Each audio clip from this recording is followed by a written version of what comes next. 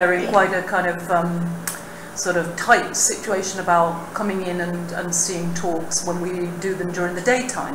Yeah?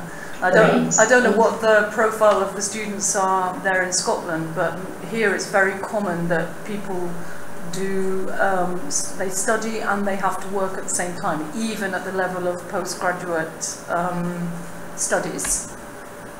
Yeah, it's true for some of our students. Our course particularly is only available full-time at the moment.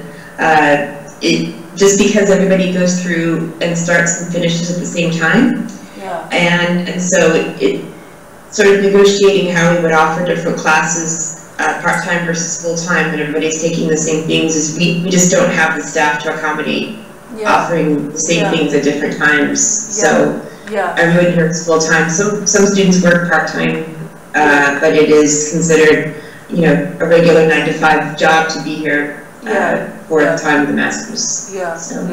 And do students that, do they manage to get grants? Do they get funding to do the? Yeah, there's funding, especially for international students. There's certain things that they can apply for because obviously the international tuition is higher than it is for local students. The students who are Scottish and from the EU, at least for now, until things change, get a better rate on their fees. So if you come from England, actually it's more expensive than if you're from other EU countries. the Scottish revenge on the English, yeah? Of course. That's great. Yeah, that's great. Yeah. So do you get a lot of people from other countries studying? Yeah. Especially from other EU countries, we do get Americans. We have 5 Americans right now. Yeah. We had 2 from China last year. Yeah.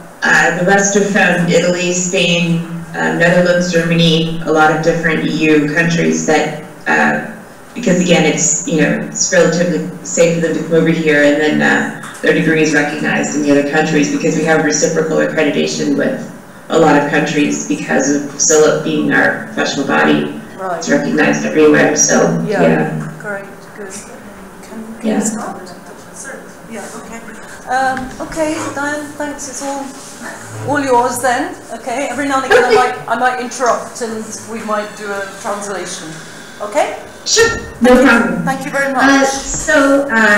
I guess I was just going to talk a little bit about myself and the program, which I guess we already started a little bit. But just to give you a little bit of background about my university and what we do here and how we do things. The University of Strathclyde is based in Glasgow, Scotland, which is the biggest city in Scotland. And we're right in the middle of the city, so it's a really exciting place to be. There's all kinds of things to do. It's a very active city, so I really enjoy being here. Our university focuses especially on technology and science and engineering. That's kind of what we're known for.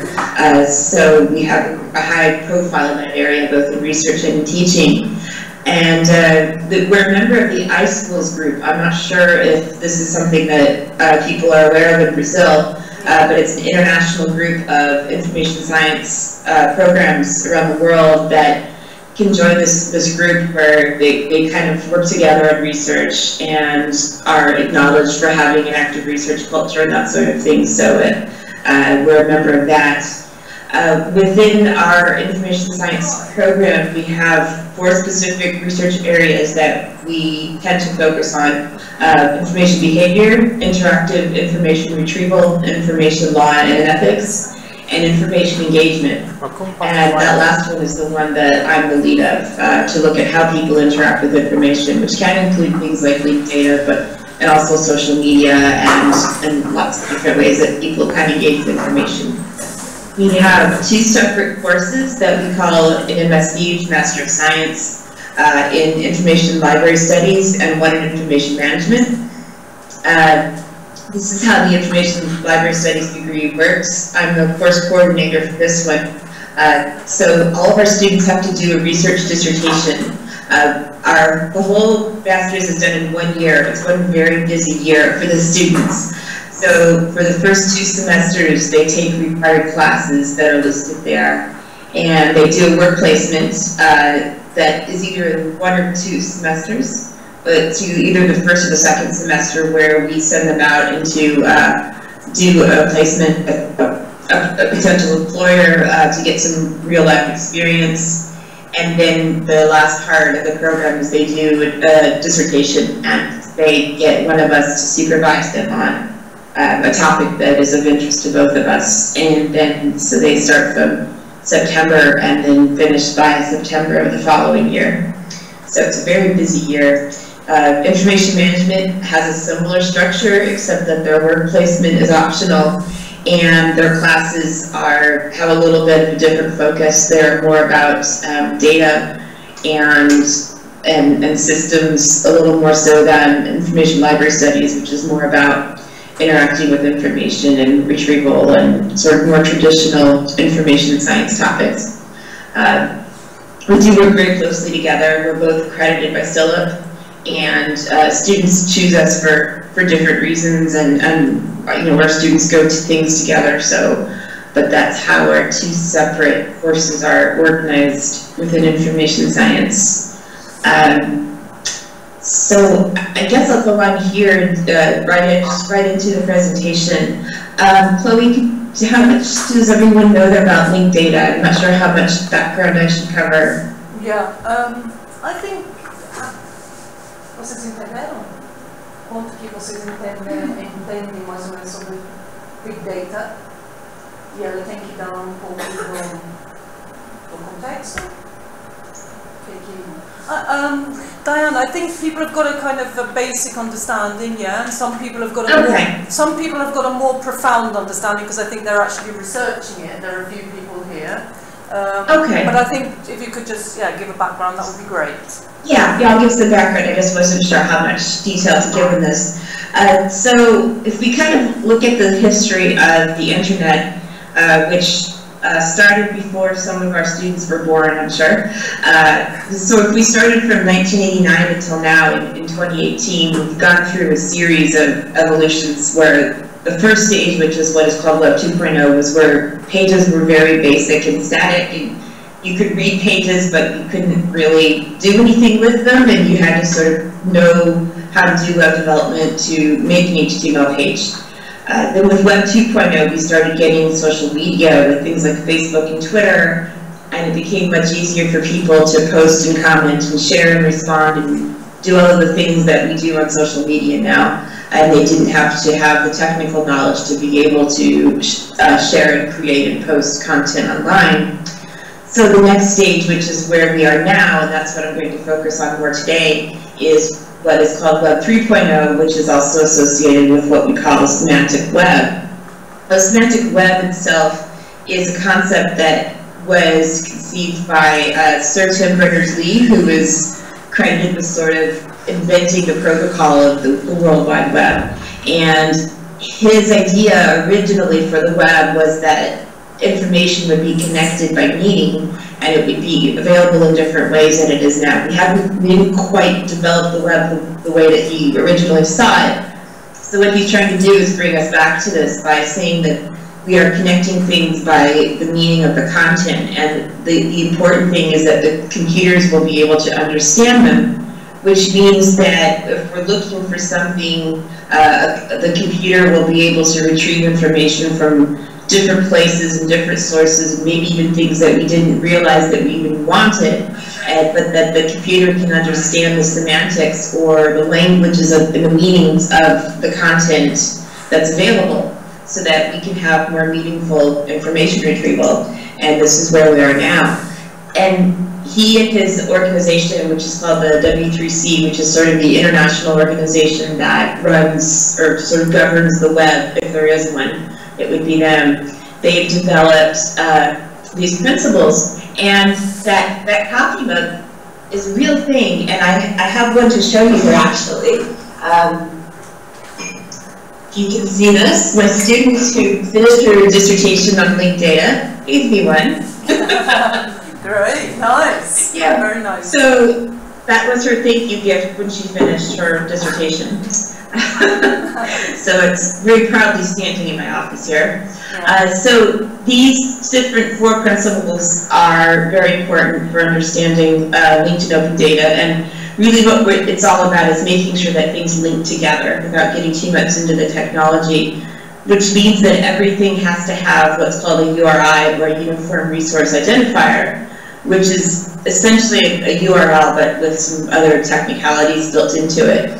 So what we want is that everything has a link, or an HTTP type of link, so that things can link together. And the more that things are linked together, the more discovery will be available to find different kinds of content, again, from different places, from different sources, based on meaning rather than just based on straightforward, type in a word, get the word back sort of information retrieval.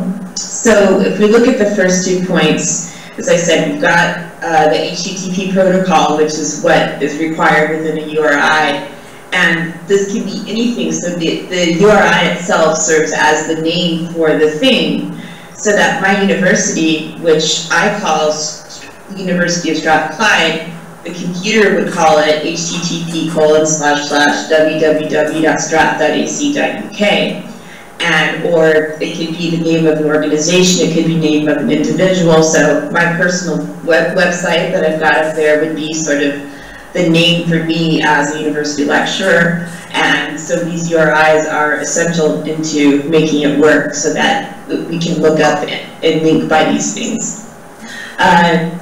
RDF is what's called the language of the semantic web, and basically it defines the relationships between these things that we want to be able to create, and everything needs to have a relationship, and we have to understand what that relationship means. So I don't know if Harry Potter is a popular thing or has been a popular thing in Brazil. I imagine it's pretty worldwide, but of course he was invented here in Scotland, so I'm using him as an example.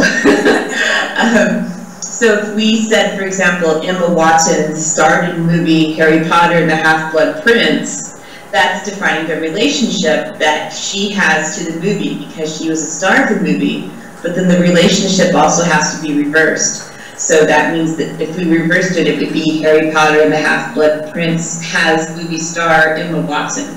And so what we're doing there is just reversing and saying these 2 things have a relationship back and forth. And this is an important thing for us to understand, that these are called RDF triples, because you have 3 items there. You have the thing and then the relationship to the second thing, and then the object, which is the second thing. So you can have, this can be some very, very wide-ranging examples. So this is a link that has been created that shows visually relationships between philosophers. And so each little circular button, circle there is a philosopher, and all of those links that are going out everywhere are showing how they are related to other philosophers based on their beliefs and their work and that sort of thing. So the point here would be that if we search for one philosopher's name, so let's say we searched for Plato, and then we would be able to also get information back about what other philosophers are related to Plato, so that we can learn more about, for example, who was influenced by his work and how they were related to him. Were they students of his? Were they people that read his work later? So that we can understand then what that relationship actually is, which is what gives those links meaning that we need so much. And we see this online all the time, we just don't know it. So if you do a search for something common or popular in Google, it uses something called the knowledge graph, which makes use of this linked data that connects resources that are related. So I did a search for the classical music composer Mozart. And so over here, you see, on one side of the screen, you see the usual links that we see where you can click on things, but all of these are coming from different places. If you look on the right-hand side where I've got the red circle, this is all information about Mozart that Google has pulled from different places and presented to us as one piece. There's information in there from Wikipedia. There's, if you scroll down, there's other types of information, videos of performances of his music.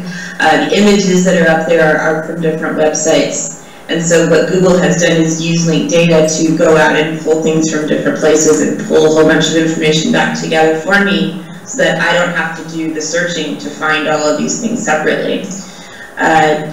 In Scotland specifically, we have a government mandate, and more countries are doing this, and this is where it starts to become more international, is that we've got a date where we have to have all of our government data that is not personal and is not commercially sensitive available through open data.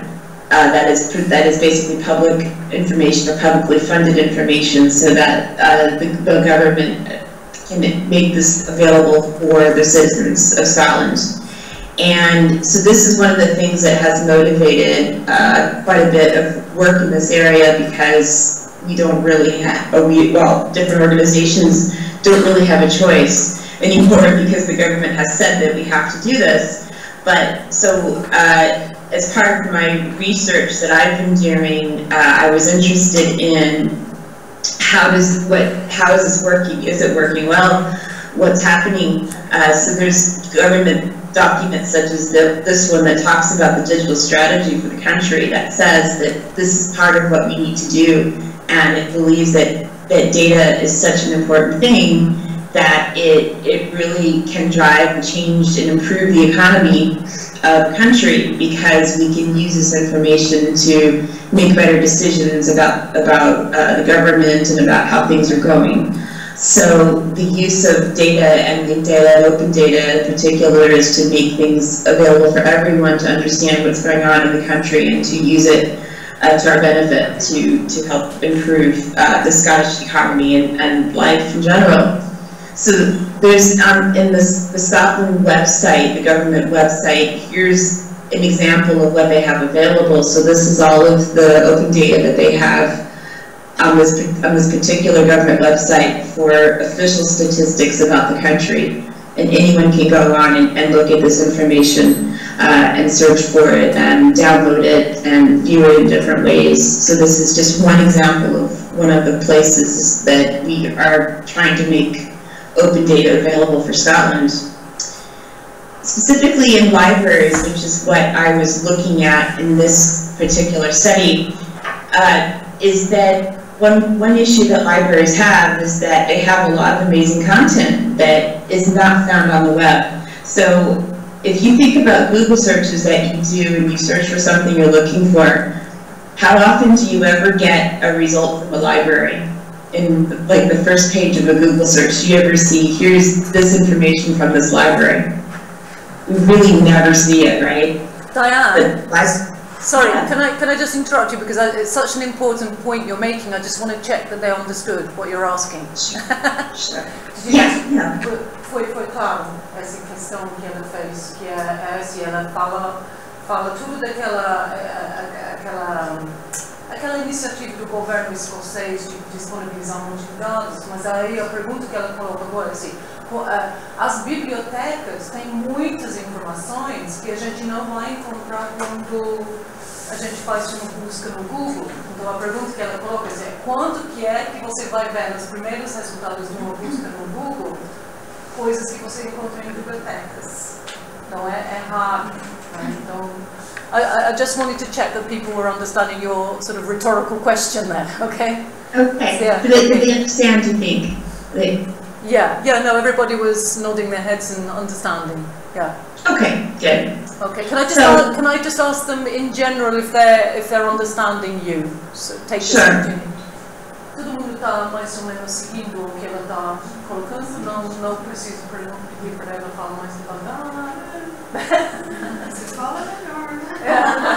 There's just one or two people who are saying, yeah, no, most people are following you, no problem, just to give you the feedback, but one or two people just saying if you could speak a little tiny bit slower, that would be great. Okay, sorry. Sure. Thank you, thanks. So, if we look at linked data in libraries, then if we're not finding it on Google searches, the problem is that that's how most people find things now, right? We go right to Google or we do a search. We don't think about going to a library website And so libraries have lots of information that people don't find anymore because it doesn't show up in a Google search, and that's just one example of why this is important.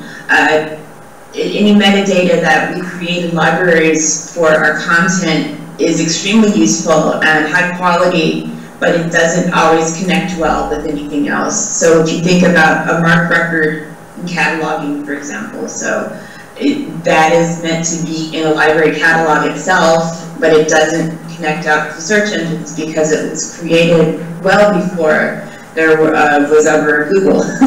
So it doesn't work with other things. And so how we can use this information if we could put things into linked data format that libraries hold, then the hope would be that we could find things on Google, we could make better connections with different kinds of resources. This is especially important in countries that have very interesting histories like Scotland. As an American, we don't have anywhere close to the history that Scotland has. But a lot of people are interested in Scottish history throughout the world. So if they had Scottish ancestors that they want to find, a lot of that information might be stored in libraries where they can find information about their ancestors, but they wouldn't know where to look there. They necessarily would not know how to find a library or where it would be or how to find it. So people are missing out on a lot of this information. So there's a lot of potential there that we need to look at. So the plan in Scotland at our National Library, which is based in Edinburgh, and they've been working with me on some of these things, is that the National Library will publish our non-personal and commercially sensitive data as what is called 3-star open data. So if you look again at my famous coffee mug,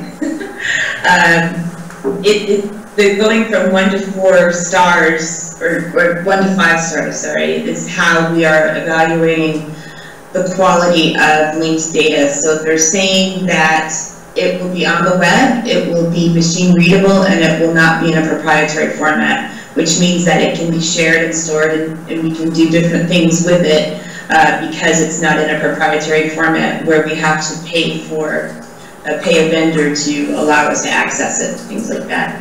So they're not necessarily using that triple format that I showed you where things are specifically linked to each other and the links are defined, but it is a very big step for us to be able to at least have it online, being able to be read by a computer and to have it in an open format that we can all understand and use freely and that computers can use as well. So this is an important thing for us, but it's also a lot of work.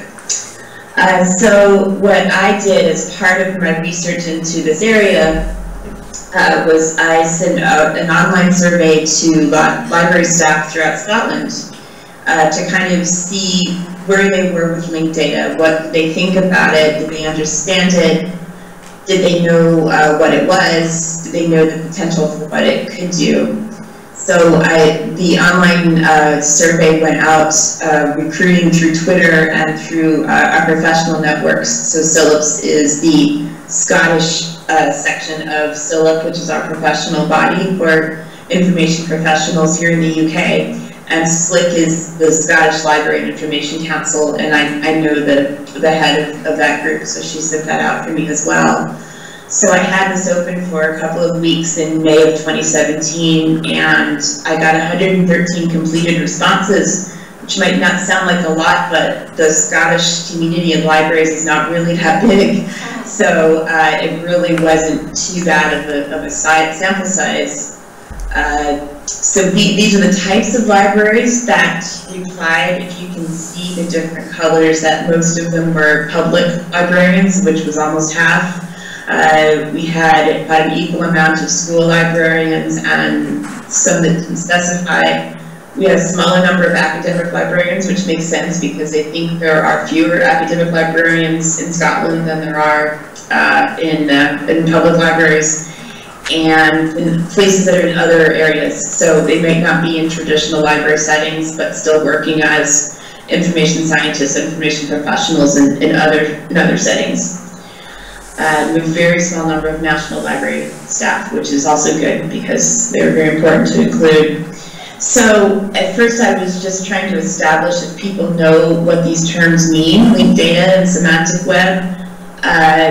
You can see here probably they know what linked data means, but the definitely yes wasn't that big.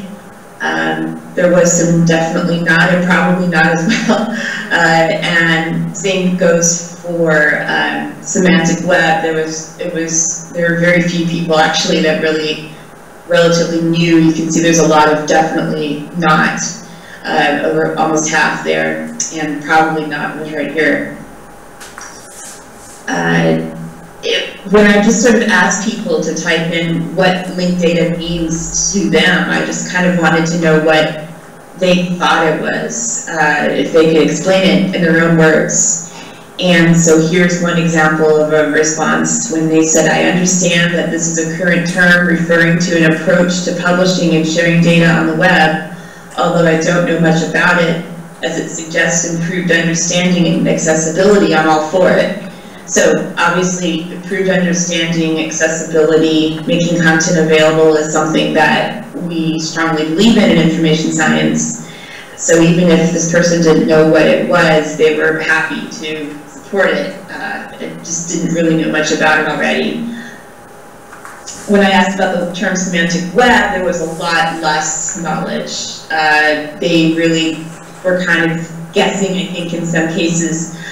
The one quote that didn't make any sense, and I'm just assuming they were trying to be funny, is when they said, a spider with love of words and their roots.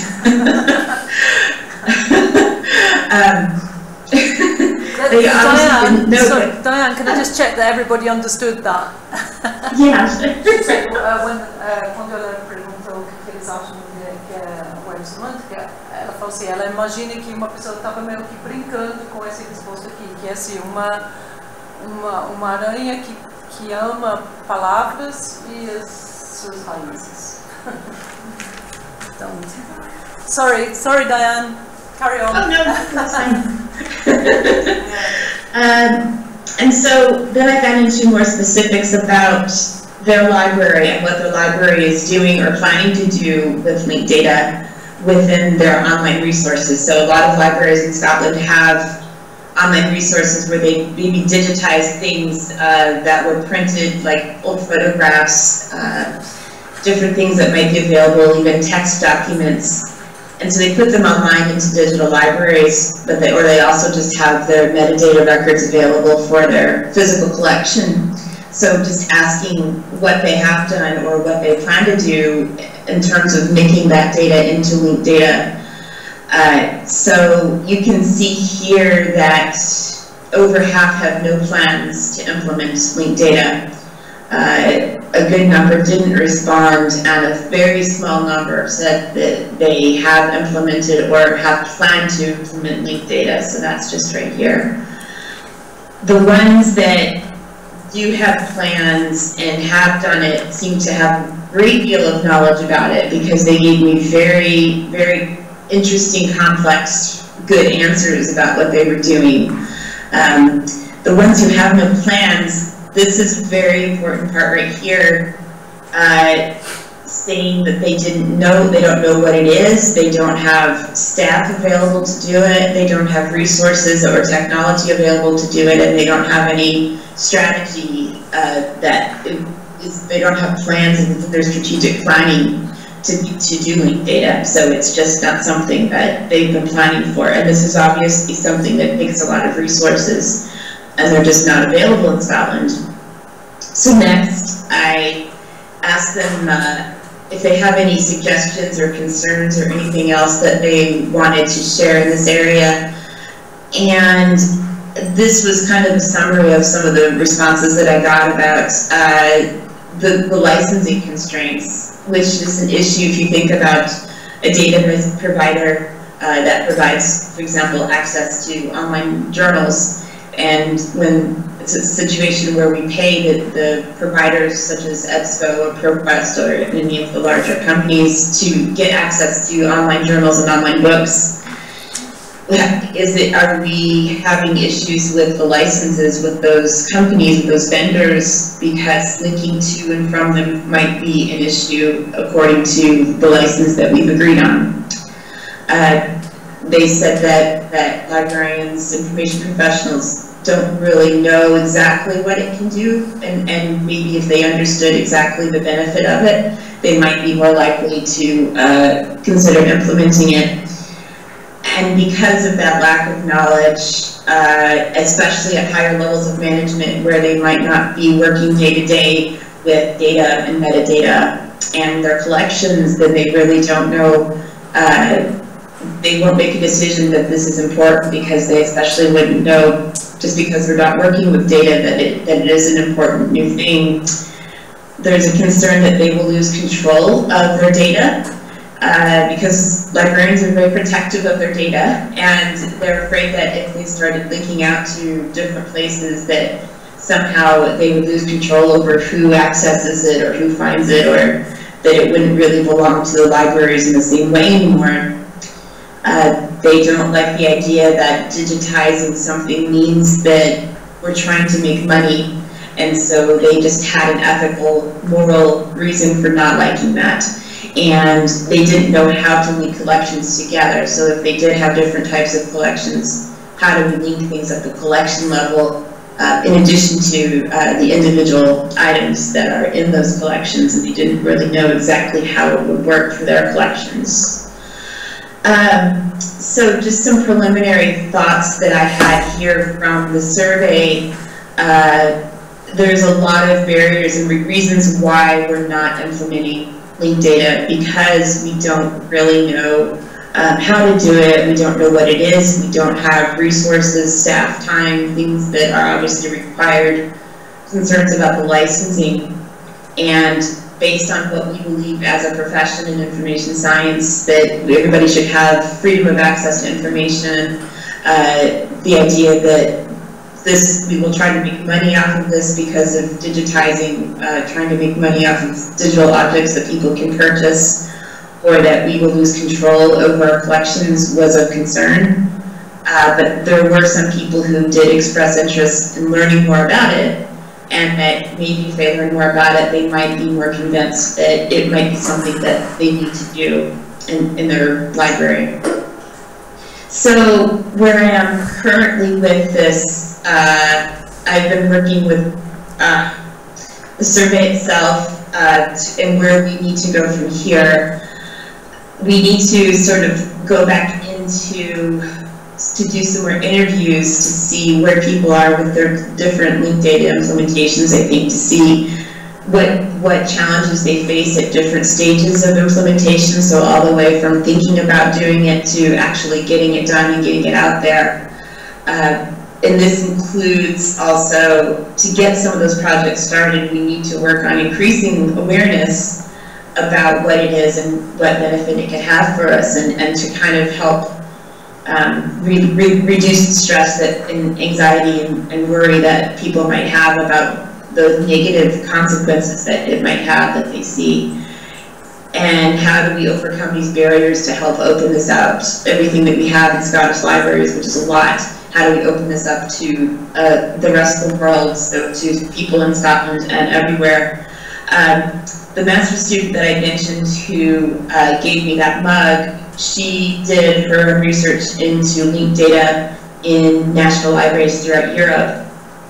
And she and I put our data together. She was looking at linked data implementation in national libraries, and I was looking at Scottish libraries.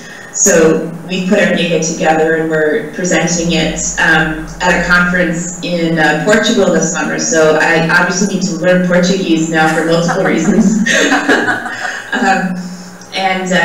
So it's the ISCO conference, which is the International Conference on Knowledge Organization, and we've put our data together to kind of look at the more focused approach that I took with Scottish libraries with the survey, and the interviews and the documents that she looked at the national library levels throughout Europe.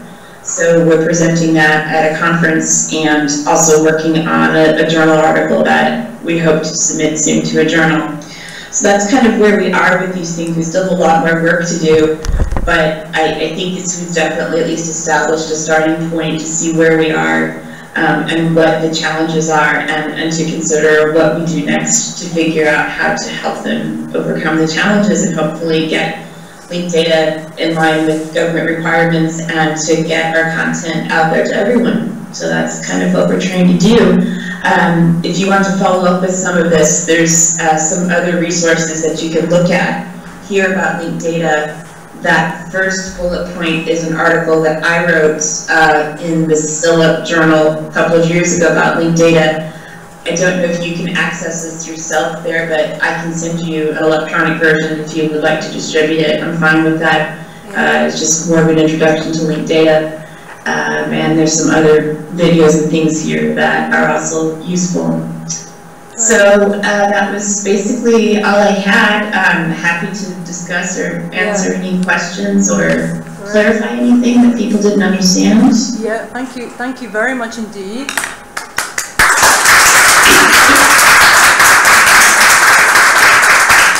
I think there are a couple of people, Diane, who have questions. It was very interesting for us.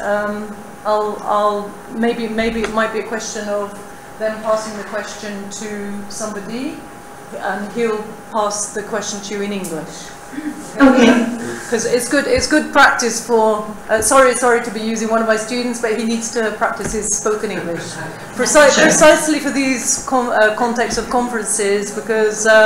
The ISCO organization, the ISKO that you mentioned, you're going to a conference in Portugal, did you say? Is it this year? Yes. 2018? Yes. Yeah, because we have some of our, for example, my student here, he went last year, and a colleague, Zaida, went precisely to the same conference last year. Was it ISCO? Yeah. Yes, it was. Okay. Questions? Tem bilhetinhos lá na frente, se vocês quiserem anotar. Passar, senão a gente pode fazer. Eu sei que a Ana tinha uma questão, né? Não, pode ir,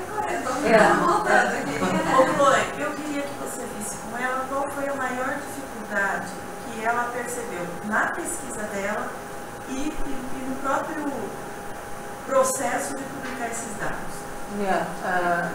Na pesquisa, aquela survey, né? Sim.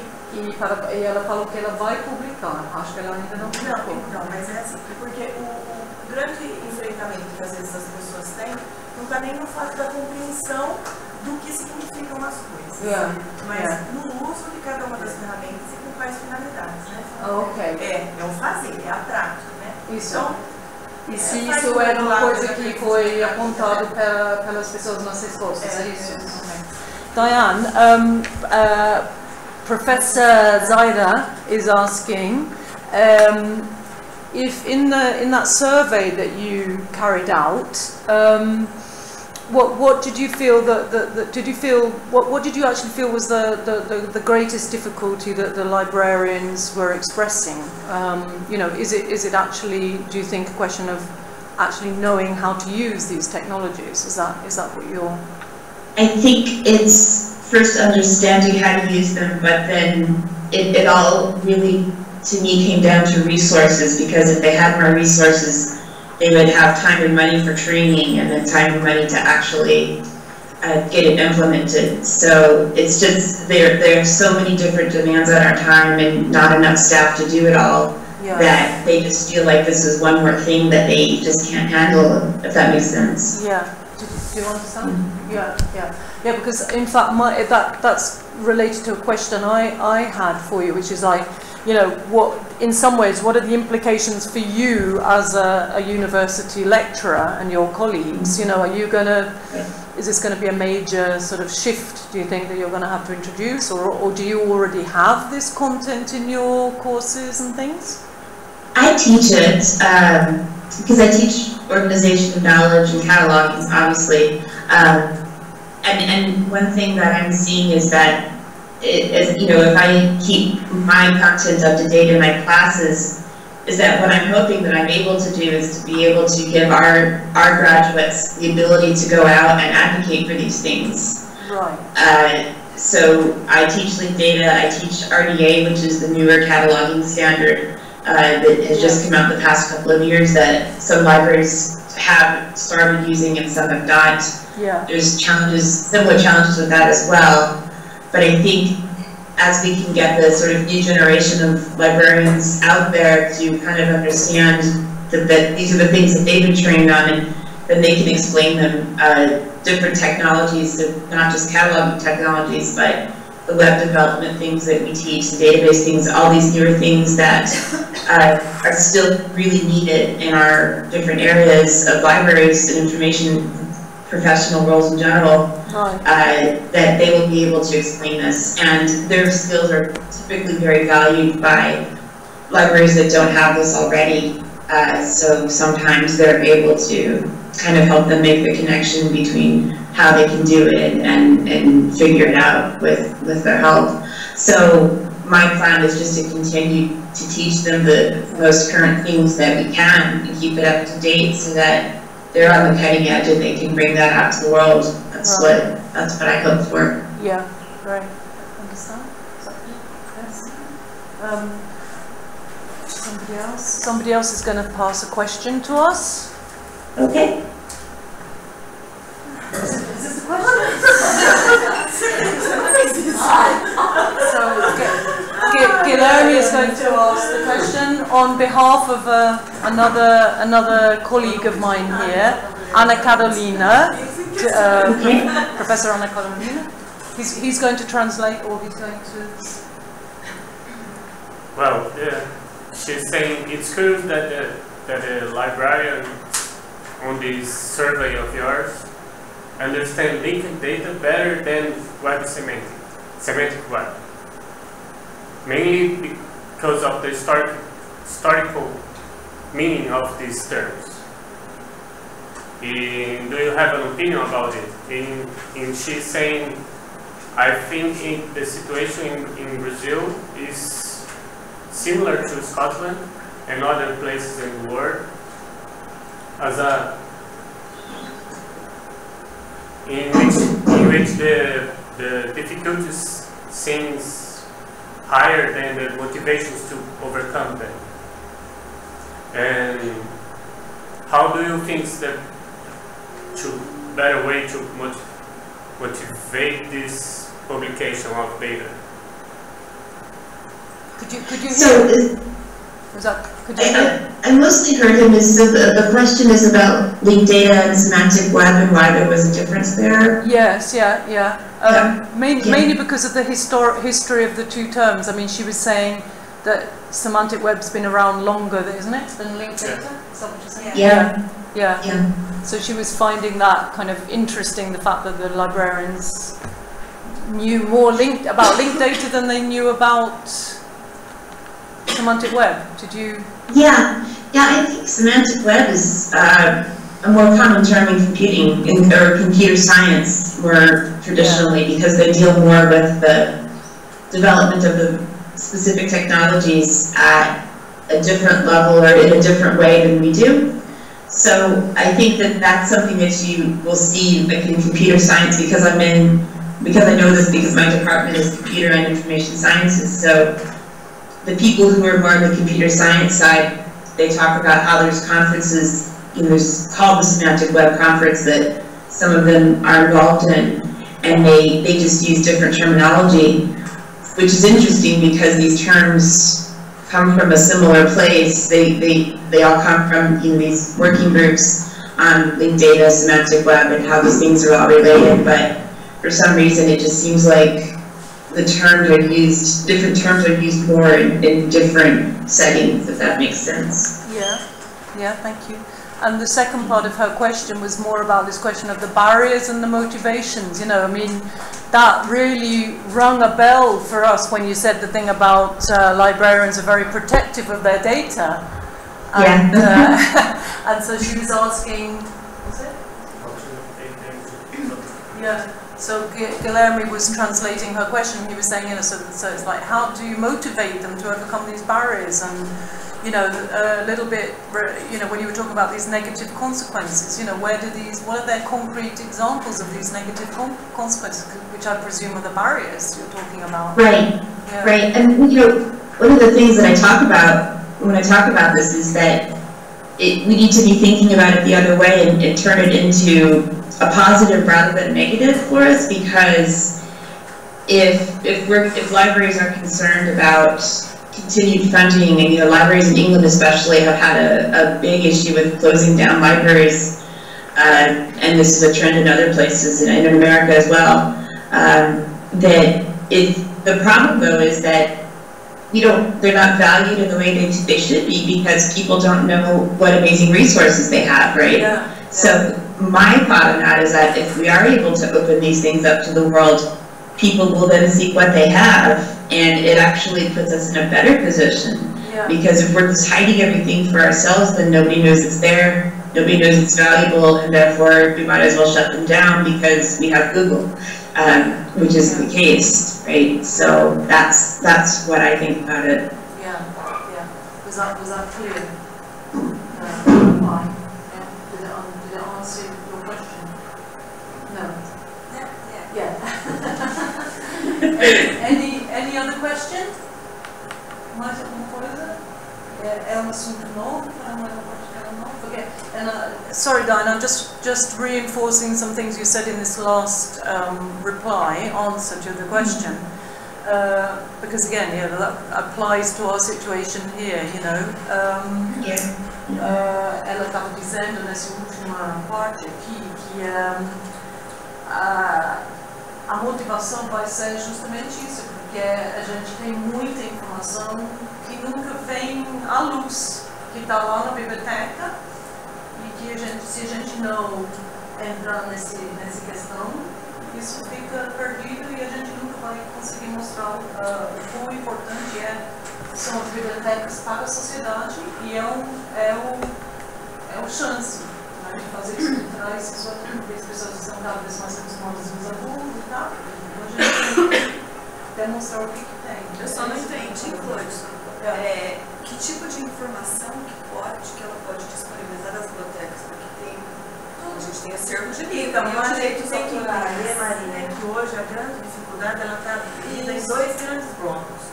Nós passamos por um momento em que as bibliotecas não usavam determinados padrões para publicar os dados e para usar isso para os seus sistemas gerenciadores. Esse problema, que é a questão dos padrões de metadados e tal, ele já foi sendo minimizado. Hoje nós temos um outro problema. Nós não estamos tendo estrutura tecnológica para isso. Computacionalmente não dá conta. Então, na verdade, o processo é pegar todos esses metadados, metadados que vai pegar os marcos da vida, e aí imagina só, fazer uma busca no Google, em vez de ele te trazer o PDF lá no acadêmico Google, ele vai te trazer e falar assim, olha, na biblioteca que está a 2 quadras da sua casa, tem esse livro. Né? Acontece que o sistema do buscador, o Google, por si mesmo, ele já não encontra. Aí não é um problema. É um problema de gestão de biblioteca. Porque ele não usa uma outra camada para ser encontrado pelo robô do Google. Mas não nós temos várias camadas para poderem resolver isso. Né? Então, quando ela fala aqui agora, a Marina fala assim, então são os metadados, não é só mas isso. Não só, porque a gente tem, por exemplo, as bibliotecas nos Estados Unidos, elas dão informação sobre emprego, sobre tudo. Elas são conceito de informação. Mas aí, por exemplo, a gente conseguiria entrar no Florestan Fernandes, é isso? Sim. Isso seria via internet, é isso? O que é para você entrar no não, tem acesso. Quer dizer, uma pessoa que está lá na cidade de São Carlos, ao invés dele, quer dizer, muitas pessoas não sabem o que é Florestan ou o Florestan Fernandes. Então, na verdade, a gente tem um outro processo que é a hora que a gente pega lá a lei de acesso à informação. A gente já não tem informação que está registrada computacionalmente que já não consegue acessar. Sorry. Inúmeras camadas. Agora sorry, Dan, it's kind of, inspired. No, it's fine. Encouraged a big discussion here because we. It's very, very great. It's really good. Zaida was saying, Professor Zaida was saying, we have in Brazil, we have a thing called Access to Information Law from 2011. And she was saying, if we if that is already, that's already creating this problem, you know, the information that should already be accessible, you know, isn't, and our big problem is a kind of an infrastructural, a technological infrastructural problem as well, you know, as well as human resources. I mean, you know, we just don't have enough, you know.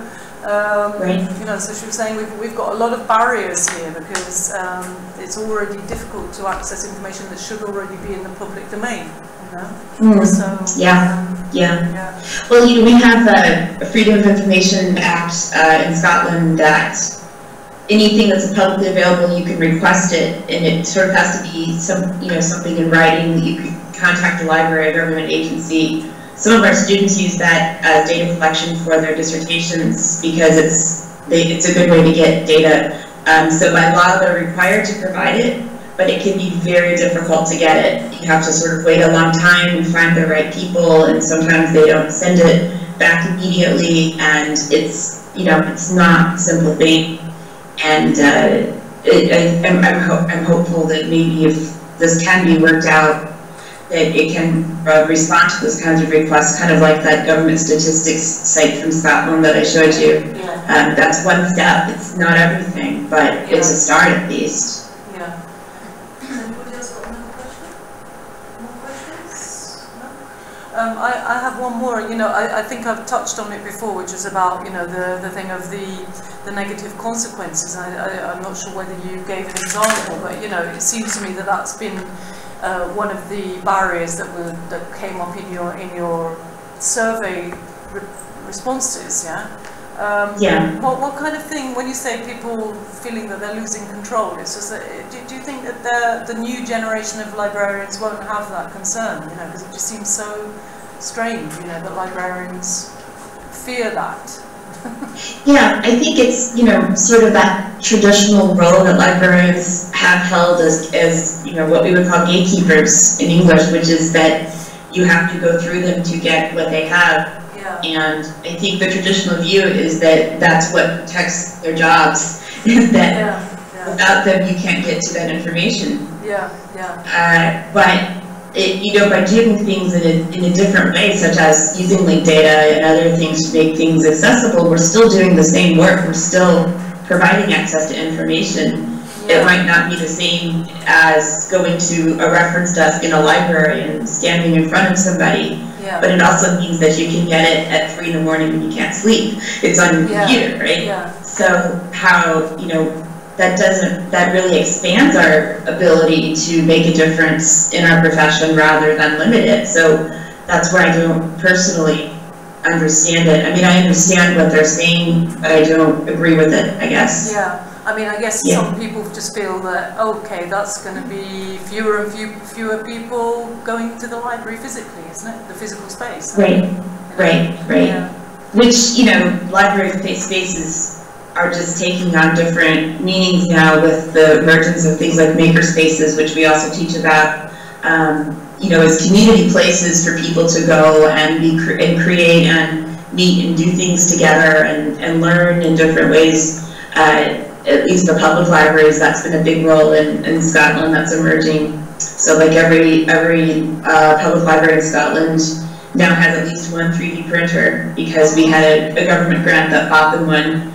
So that's a start into, you know, bringing them into new technologies that especially young people love to come in and play with, and things that you can do for free, like, you know, board game nights and just fun activities that you can schedule in public libraries. And of course the need for an academic library won't go away anytime soon, but in public and school libraries there's a lot of new creative things that are coming out from libraries to still bring people in, maybe even more than before, because it's more than just offering access to the books. It's more about, you know, learning and information and connecting with each other and building community, and libraries are pretty good at that. And I think with some of these newer things that will continue to improve.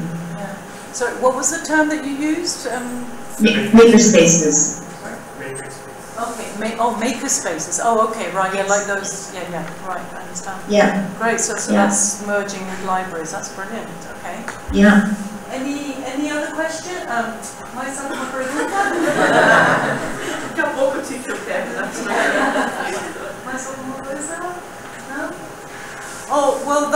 that's very, very kind of you to give us your time, and we're very happy to have you sort of connected to our master's program, and everybody's smiling here, and I think it was great that people had this opportunity to sort of, you know, delve into an English lecture directed directly to them, you know. So yeah, no, I was happy to do it. Thank you very much for the invitation. Yeah, I think Diane, que nós vamos mandar por e-mail o certificado, para apresentar o link da apresentação. Okay. Professor Zafalo is saying that we will actually send you a declaration showing that you did this for us, because in Brazil we have this, it's a cultural thing of you prove everything you did, because we, as teachers, we have to put everything in our curriculum, you know, our online curriculum. So we'll do that, and we'll also send you the link to the recording of your talk. Okay, great. Is that okay? Thank you. Great. Yeah. Once again, we'll just say thank you.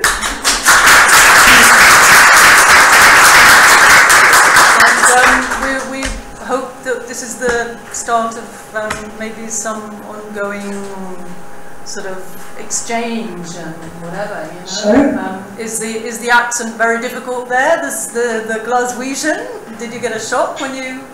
Yes. Yeah, I mean, a whole other language to learn as well. Yes, exactly.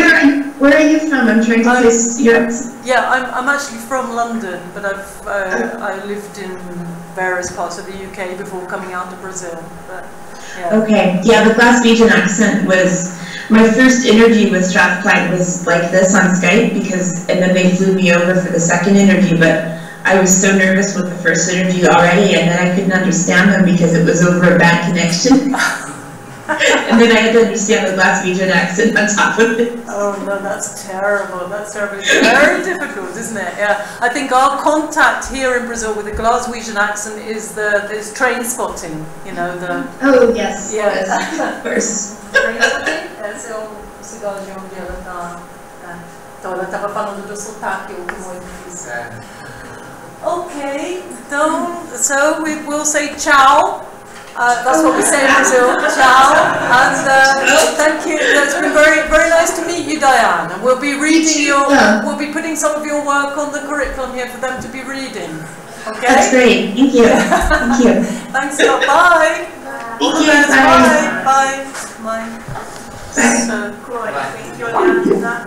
Ainda bem que ela desligou. yeah.